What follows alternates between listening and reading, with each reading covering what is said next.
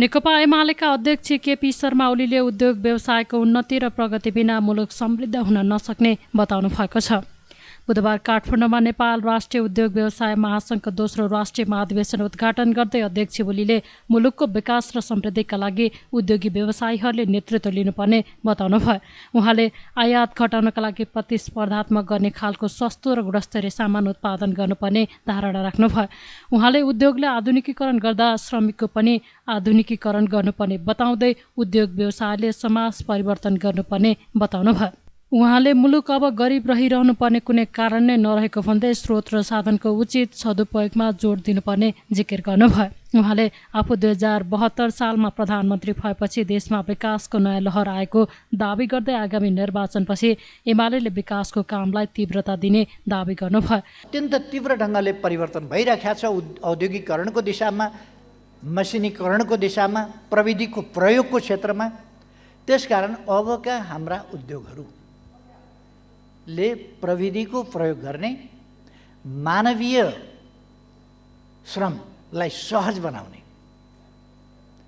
मान्छे बिना हुँदैन। फेरि मानवीय मस्तिष्क यो पृथ्वी चलाउने र अन्तरिक्ष चलाउने, ब्रह्माण्ड चलाउने, सौरमण्डल चलाउने मानवीय उसले होइन, तर समाज र समाजका विकासका कुराहरू चाहिँ मानवीय मस्तिष्कले चलाउँछ। निरङ्कुश राजतन्त्र, पञ्चायती तानाशाही व्यवस्था भएका बेला राजनीति गरेर हेरेको छु। अप्ठ्यारो भनेको के हो मलाई थाहा छ। मैले गिरफ्तार भएर जेलमा गएर कुटाई खाएर नेल हतकडी लगाएर गोलघरमा बसेर 14 वर्ष बिताएको छु। अप्ठ्यारो के हो मलाई थाहा छ। अब गरिब हुन मान्दैन, स्वीकार्दैन, गरिब भइरहन मन्जुर छैन। हामी अगाडि बढ्छौँ। अगाडि बढ्न सबभन्दा ठुलो इन्जिनको कुरा हो उद्योग व्यवसाय। उद्योग व्यवसाय इन्जिनको कुरा हो। जब उद्योगहरूको स्थापना हुन्छ त्यसले श्रमिकको श्रमलाई सहज बनाउँछ, सहजीकरण गर्छ, अलिकति विस्थापित गर्छ भन्ने पनि छ। विस्थापित गर्छ सुरुमा, यदि तरिका नमिलाइकन अगाडि बढ्यौँ भने विस्थापित गर्छ। हामीले वैकल्पिक व्यवस्था पनि त्यत्तिकै गर्नुपर्दछ।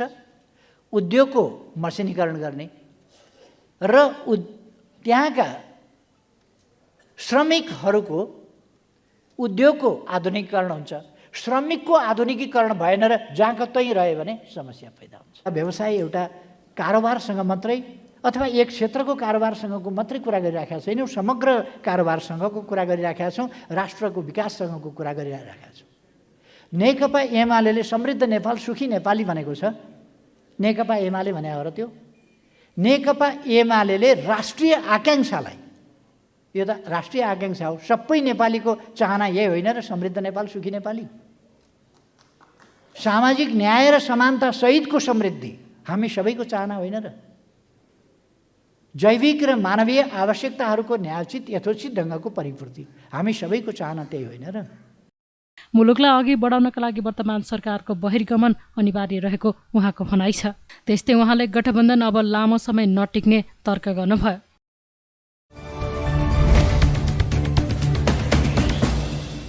उदयपुरको बेलका नगरपालिका 3 बुद्धचोकमा भएको बालिका हत्याका आरोपीलाई उदयपुर प्रहरीले पक्राउ गरी सार्वजनिक गरेको छ। कोशी जनता माध्यमिक विद्यालयमा कक्षा 10 मा अध्ययनरत वर्ष 16 की कविता सुनवारको हत्यामा संलग्न भएको आरोपमा पक्राउ परेका भारतको सिक्किम राज्य बियुङ स्थायी घर भए जिल्ला उदयपुर बेलका नगरपालिका 3 बस्ने विनोद ढकाल र बेलका नगरपालिका 3 की 17 वर्षकी नाबालिकालाई जिल्ला प्रहरी कार्यालय उदयपुरले सार्वजनिक गरेको हो।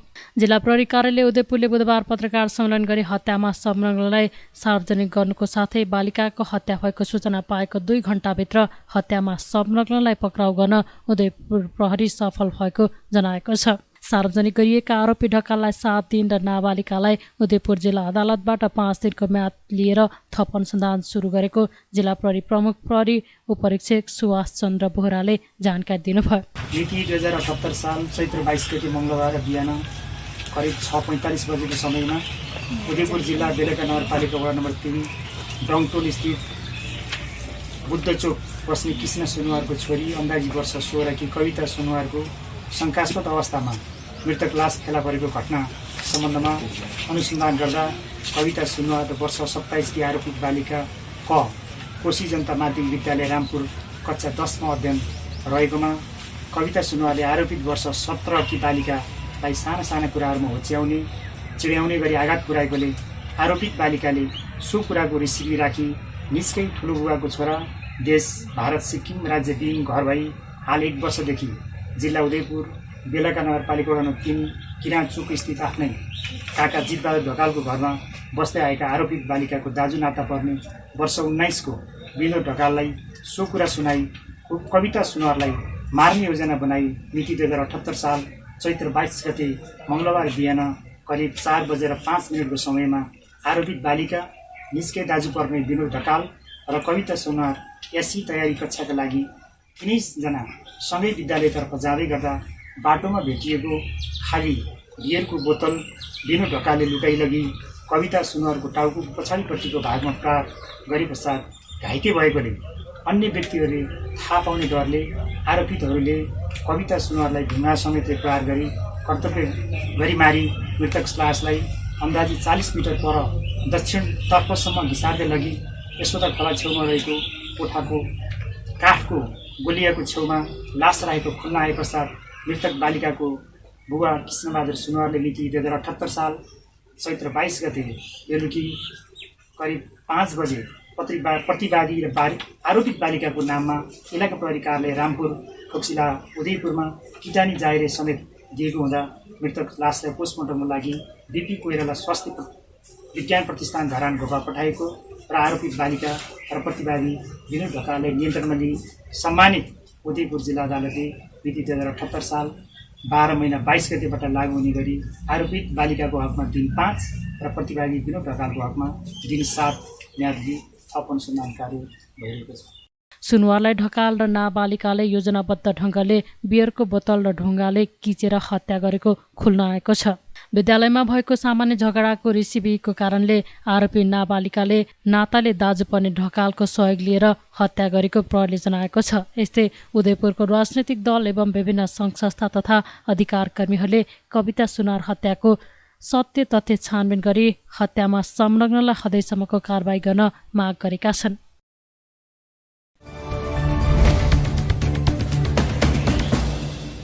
निर्वाचन आयोगका प्रमुख निर्वाचन आयुक्त दिनेश कुमार थपलियाले आगामी निर्वाचनलाई भयरहित र निष्पक्ष बनाउन आयोग प्रतिबद्ध रहेको बताउनु भएको छ। बुधबार काठमाडौँमा संघीयतामा नेपालको सार्वजनिक प्रशासन सम्बन्धित पुस्तक लोकार्पण गर्दै थपलियाले निर्वाचन आचार संहितालाई कडाइका साथ कार्यान्वयन गर्न पनि प्रतिबद्ध रहेको बताउनुभयो। उहाँले संघीयतालाई बलियो बनाउन सके मात्रै सार्वजनिक प्रशासन पनि बलियो बन्ने बताउनुभयो। उहाँले अझै केन्द्रबाट स्थानीय तहमा नियुक्त हुने गरेको भन्दै संघीयता बलियो र प्रभावकारी बनाउन पुस्तक लेखेर मात्रै नहुने धारणा राख्नुभयो। अहिले मलाई खुसी पनि लाग्यो, सरले आफ्नो नाम ठ्याक्कै भेटे, पिलिक्क थित्ता पिलिक्कै आयो भन्ने। हाम्रो प्रयास अब तपाईहरुको नामावली अनुसार 20 गते भित्रमा तपाई कुन ठाउँबाट भोट हाल्दै हुनुहुन्छ त्यो ठाउँ पनि यताबाट जाने है भनेर देखाउने गरी त्यसलाई जीआईएसमा फिट गर्ने गरी हामी काम गरिराखेका छौं। यो एउटा प्रयत्न हो, सबै ठाउँमा पुग्ला नपुग्ला। जति आईटीको विकास हुँदै गएको छ त्यति अन्य कुरामा खुसी व्यक्त गरे तापनि निर्वाचनको सन्दर्भमा अत्यन्त चिन्ता व्यक्त गर्नुपर्ने अवस्था आएको छ। अहिले स्थानीय तहको निर्वाचनको तयारी गर्दै गर्दा हामी सामाजिक सञ्जाल र आईटीको भरपूर उपयोग गरेर यो स्थानीय तहको निर्वाचनलाई प्रभावित गर्ने प्रयत्न हुन्छ कि भन्ने कुरामा चिन्तित छौं। नागरिकको अधिकारको विषय बोलिरहन पनि भएन। म साथीहरूलाई, कर्मचारी मित्रहरूलाई चाहिँ के एकदम अनुरोध गर्न चाहन्छु भने यही आईटीको प्रयोग गर्ने सन्दर्भमा कम्तीमा पनि साथीहरूले निर्वाचनसँग सम्बन्धित विषयमा, हुन त हामी मृत्युको समाचारमा पनि लाइक गर्न अभ्यस्त भइसकेकाहरूले यो कुरालाई कतिको मनन गर्छौं मैले बुझ्दिनँ, तैपनि निर्वाचनको समाचारलाई लाइक डिसलाइक गर्दाखेरि हुन सक्ने सम्भावित अप्ठ्यारोलाई यहाँहरूले बुझिदिनु हुनेछ। साथसाथमा त्यो निर्वाचनको बेलामा यो चाहिँ सञ्चार माध्यमको उपयोग गरेर, खास गरेर सूचना र प्रविधिको प्रयोग गरेर हुन सक्ने हेट स्पिचका कुराहरू अलिकति मिथ्या सूचना प्रवाहका कुराहरूले निर्वाचन कतै अप्ठ्यारोमा पर्छ कि भनेर आयोगले आवश्यक सतर्कता नीतिगत एवं अन्य संस्थागत व्यवस्था गरेको छ। कार्यक्रममा महालेखा परीक्षक टङ्कमणि शर्माले नेपालमा 70% कर्मचारीहरू काम नगर्ने रहेको अध्ययनले निष्कर्ष निकालेको भन्दै यसमा सरकारले गम्भीर हुनुपर्ने बेला आएको बताउनुभयो।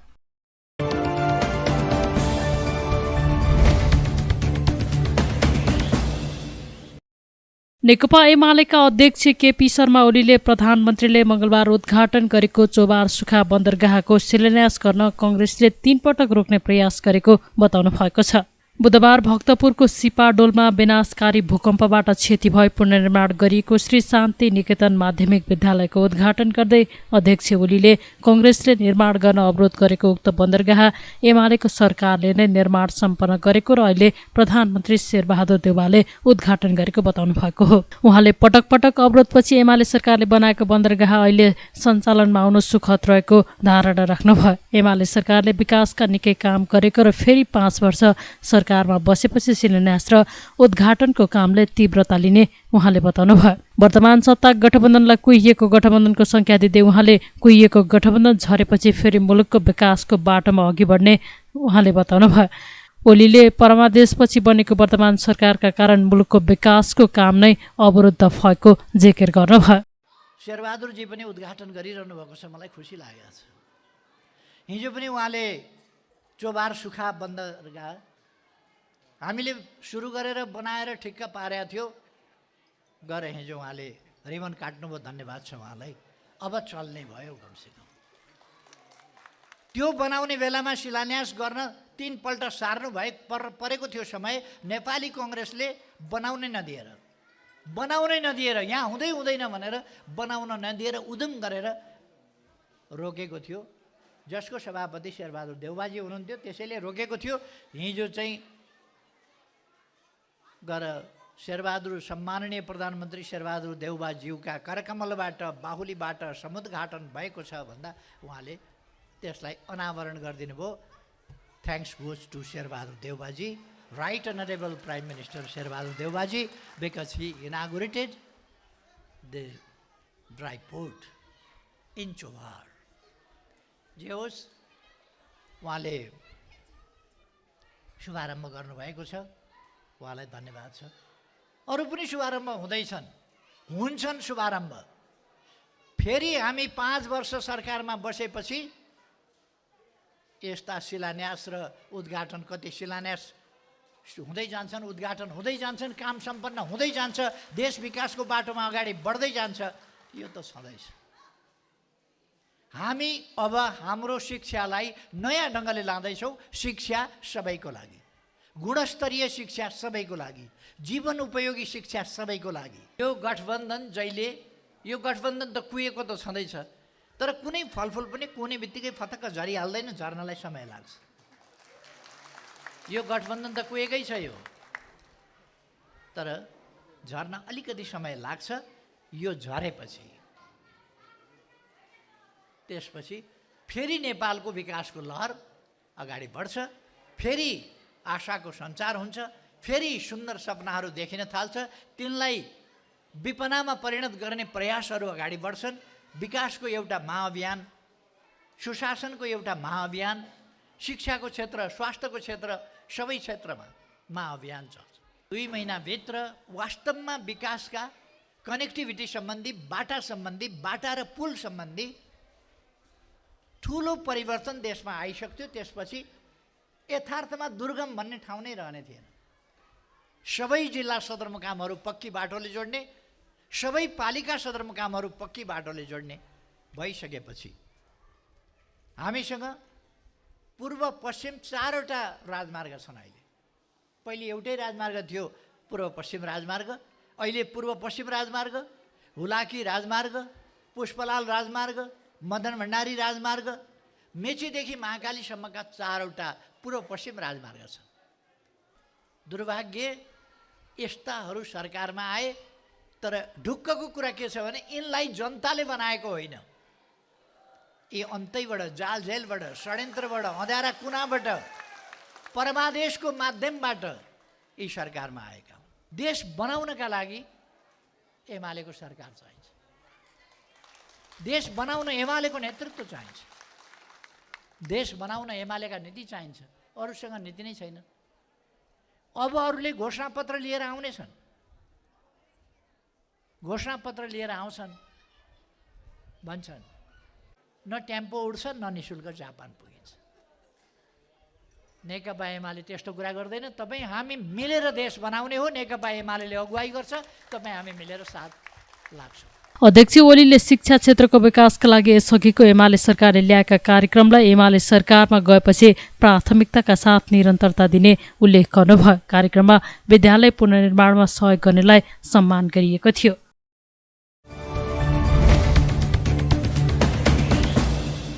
नेपालले भारतीय विद्युत ऊर्जा बजारमा प्रतिस्पर्धी दरमा थप 364 मेगावाट विद्युत बिक्रीको अनुमति पाएको छ। भारतको विद्युत मन्त्रालय अन्तर्गतको केन्द्रीय विद्युत प्राधिकरणले नेपाल विद्युत प्राधिकरणलाई भारतीय विद्युत बजारमा थप 364 मेगावाट विद्युत बिक्री गर्न स्वीकृति दिएको ऊर्जा जलस्रोत तथा सिंचाई मन्त्रालयले जनाएको छ। बुधबार मन्त्रालयमा आयोजित पत्रकार सम्मेलनमा ऊर्जा मन्त्री पम्फा भुसालले यसबाट वर्षयाममा उत्पादित विद्युत मुलुकभित्र खपत गरी अतिरिक्त विद्युतको निर्यात दुई देशबीचको व्यापार खाटामा कमी आउने विश्वास व्यक्त गर्नुभयो। छिटै प्रक्रिया पुर्याएर विद्युत व्यापारका लागि अनुमति प्रदान गर्ने तयारी अन्तिम चरणमा पुगेको ऊर्जा मन्त्री भुसालले बताउनुभयो। यससँगै मुलुकमा विद्युत उत्पादनको ढोका खोल्ने विश्वास व्यक्त गर्नुभयो। सामान्य प्रधानमन्त्रीज्यूको भारत भ्रमणको बेला समकक्षी सामान्य भारतीय प्रधानमन्त्री नरेन्द्र मोदीसितको भेट छलफलपछि चाहिँ हाम्रो India Nepal joint vision statement on power sector cooperation भनेर एउटा भिजन पेपर जारी भएको थियो। त्यो भिजन पेपरको कार्यान्वयनको एउटा स्टेप थालनी भएको रूपमा चाहिँ यो विद्युत व्यापारको अहिले त्यो 364 मेगावाट भारतीय बजारमा अब हाम्रो बिजुली बिक्री हुनेछ। हामी त्यसैको कार्यान्वयनको एउटा प्रारम्भिक रूपमा बुझेका छौँ। अब थप बजार विस्तार, उत्पादन अनि ट्रान्समिसन र क्रस बोर्डर ट्रान्समिसन लाइनहरू निर्माण गर्ने सन्दर्भमा र BBIN को समेत एउटा अवधारणामा हामीले अघि बढिराखेको सन्दर्भमा भारत, बङ्गलादेश, भुटान र नेपाल, भुटान, बङ्गलादेश, इन्डिया र नेपाल BBIN को अवधारणामा जाँदाखेरि अब हामी एउटा नयाँ ढङ्गले अगाडि बढ्न सक्ने एउटा शुभारम्भ भएको शुभ सङ्केतका रूपमा मैले लिएको छु। यसबाट अब हाम्रो वर्षयाममा उत्पादित जो जलविद्युत छ नेपालले खपत गरेर आन्तरिक खपत पुरा गरेपछि रहेको अतिरिक्त विद्युत चाहिँ अब भारतीय बजारमा जाने र BBIN अन्तर्गत चाहिँ अब हामी अरू बजारको पनि ढोका खुलेको रूपमा हामीले लिएका छौँ। यो मलाई लाग्छ हाम्रो उत्पादनकर्ता र सरकार दुवैका निम्ति चाहिँ खुसीको कुरा हो।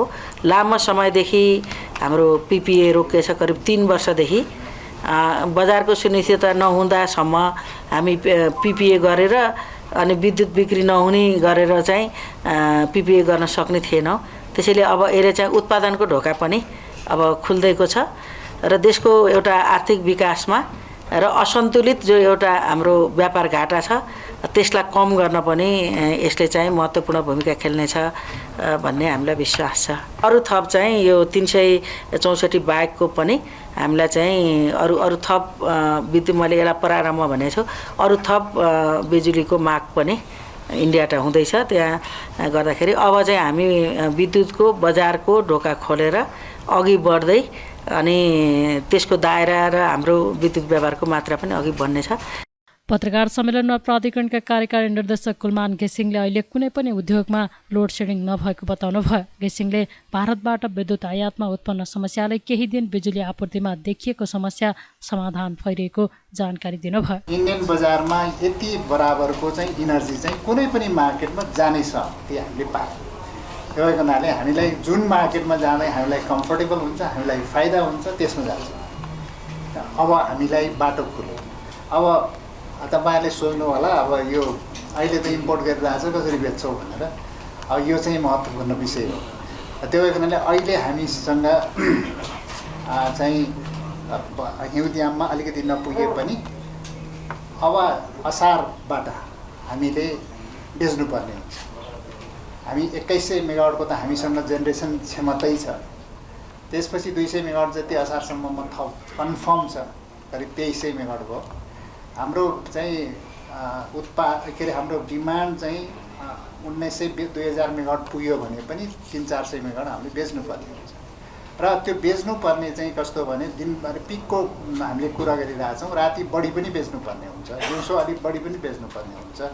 यो डिफ्रेन्ट टाइममा डिफ्रेन्ट ब्लकमा हामीले विभिन्न चाहिँ ब्लक बेच्नुपर्ने हुन्छ। त्यो भएको हुनाले मार्केटको डिफ्रेन्ट मार्केटमा हामीले इन्ट्री गर्नुपर्छ। र अहिले यति जुन आएको छ यसको लागि एकदमै चाहिँ राम्रो विषय आएको छ।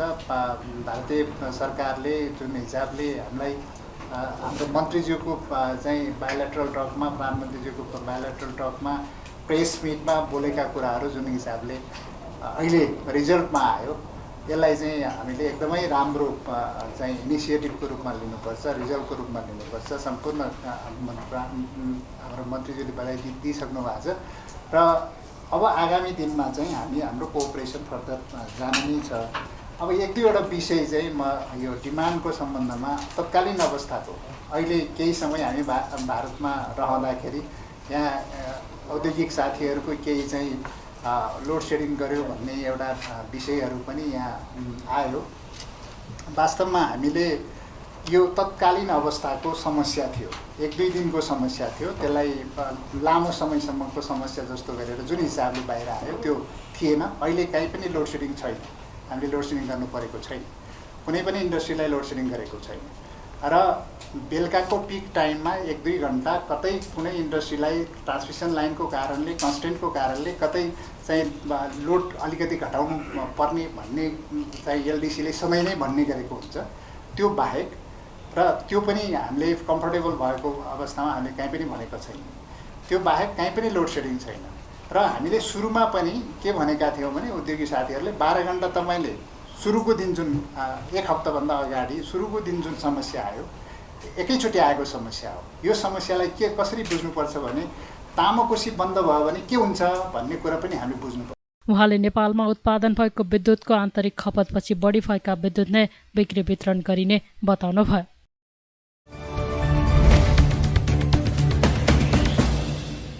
स्वास्थ्य तथा जनसङ्ख्या मन्त्रालयको देशभरका 15 महिनादेखि 15 वर्ष उमेर समूहका बालबालिकालाई टाइफाइड विरुद्धको खोप लगाउने अभियान अन्तर्गत उदयपुर जिल्लामा पनि यही चैत 25 गतेबाट वैशाख 12 गतेसम्म खोप सञ्चालन हुने भएको छ।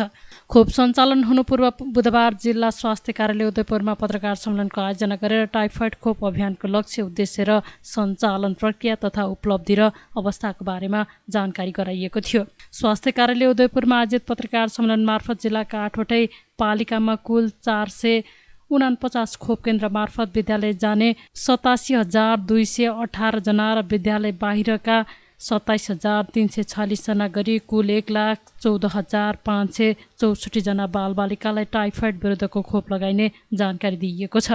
जिल्लाका सम्पूर्ण बालबालिकाको लागि विद्यालयमा खोप लगाइने स्वास्थ्य कार्यालयले जनाएको छ। टाइफाइड विरुद्धको खोप अत्यन्तै प्रभावकारी रहेकाले बालबालिकाहरूलाई तोकिएको मिति र खोप केन्द्रमा लगेर अनिवार्य खोप लगाउन स्वास्थ्य कार्यालय उदयपुरले आग्रह गरेको छ। टाइफाइड रोग 15 वर्ष उमेर समूह मुनिका बालबालिकामा 11 गुणा बढी संक्रामक हुने भएकोले पनि खोप लगाउन सबैलाई स्वास्थ्य कार्यालयले अनुरोध गरेको हो।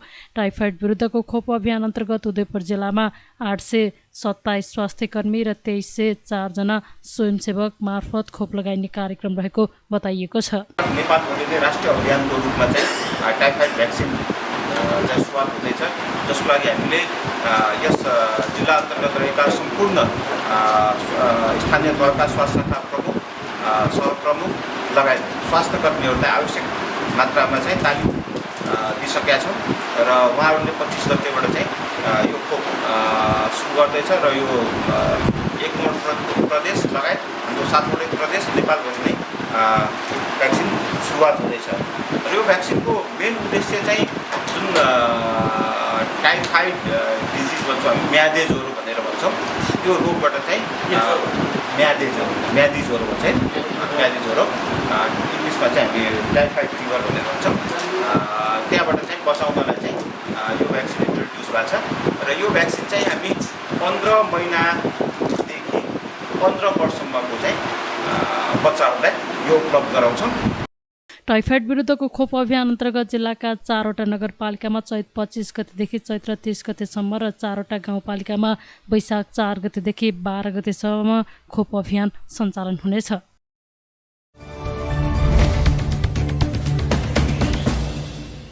नेपालमा थप 17 जनामा कोरोना संक्रमण पुष्टि भएको छ। देशभर गरिएको 3358 PCR परीक्षणका क्रममा 10 जना र 1449 एन्टिजेन परीक्षणका क्रममा 3 जनामा कोरोना संक्रमण पुष्टि भएको हो। त्यस्तै बुधबार पनि कोरोनाका कारण कसैको पनि मृत्यु भएको छैन। त्यस्तै थप 57 जना संक्रमण मुक्त हुँदा हालसम्म नेपालमा 9,65,822 जना निको भएका छन्। हाल नेपालमा 765 सक्रिय संक्रमित आइसोलेसनमा रहेको मन्त्रालयले जनाएको छ।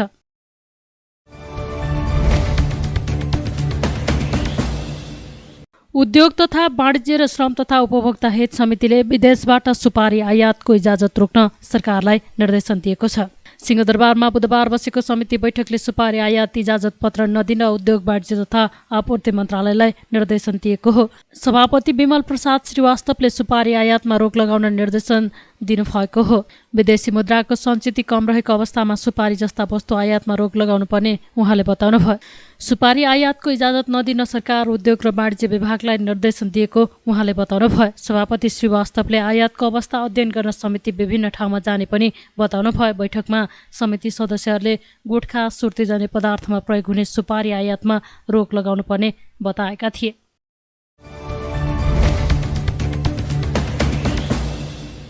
कृषि उत्पादकत्व वृद्धिका लागि उन्नत जातका बिउ, मल, खाद र कृषि औजार प्रयोगका बारेमा बृहत छलफल गरी उचित निष्कर्ष निकाल्नका लागि 3 दिने गोष्ठीको आयोजना गरिएको छ। कृषि तथा पशु विकास मन्त्रालयको प्राविधिक सहयोगमा साल ट्रेडिङ कर्पोरेसन र इन्डियन पोटास लिमिटेडको संयुक्त आयोजनामा बुधबारदेखि सुरु भएको गोष्ठीमा कृषिको आधुनिकीकरणका विविध विषयमा छलफल हुने बताइएको छ।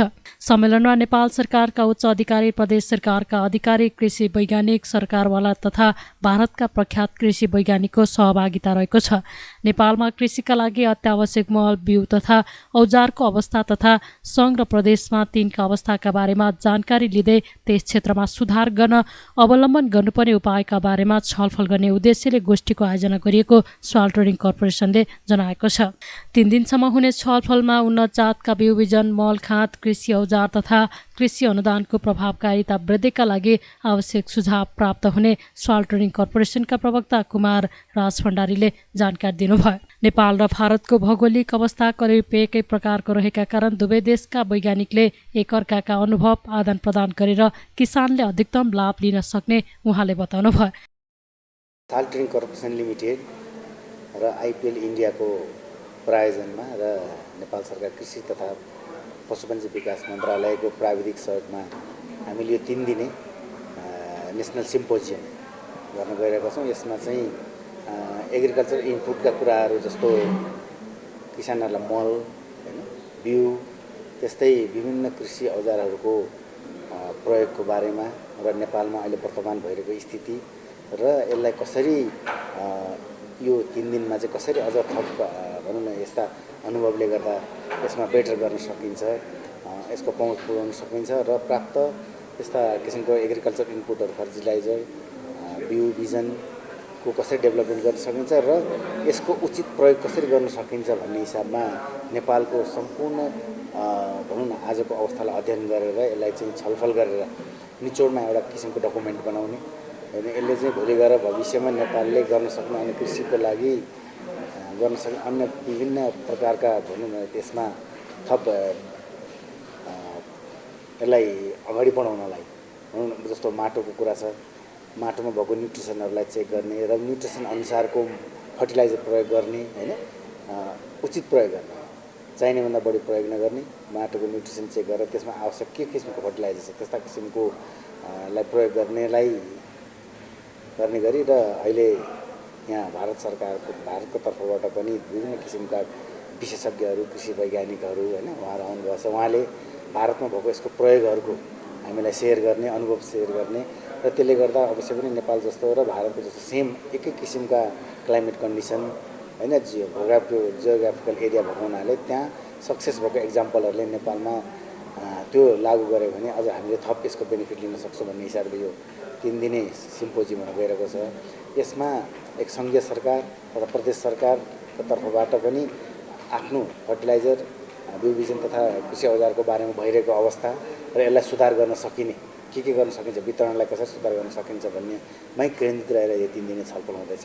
अवश्य पनि यसलाई भोलि गएर भविष्यमा यो डकुमेन्ट बनिसकेपछि यसले नेपाल सरकारलाई को सम्पत्ति हुनेछ र यसले किसानहरूलाई भोलि गएर यो बिउ बिजनको कुरा, मलका कुरा र यसको उचित प्रयोगको बारेमा थप जानकारी गराउने र पोलिसीमा के परिवर्तन गर्दा चाहिँ यसले अझ बढी इफेक्टिभ हुन्छ भन्ने कुरामा ध्यान केन्द्रित गरेर यो छलफल हुन गइरहेको अवस्था छ। नेपाल सरकारले अनुदानको रासायनिक मलको आयात र बिक्री वितरण गर्ने जिम्मेवारी कर्पोरेसनलाई दिएको छ।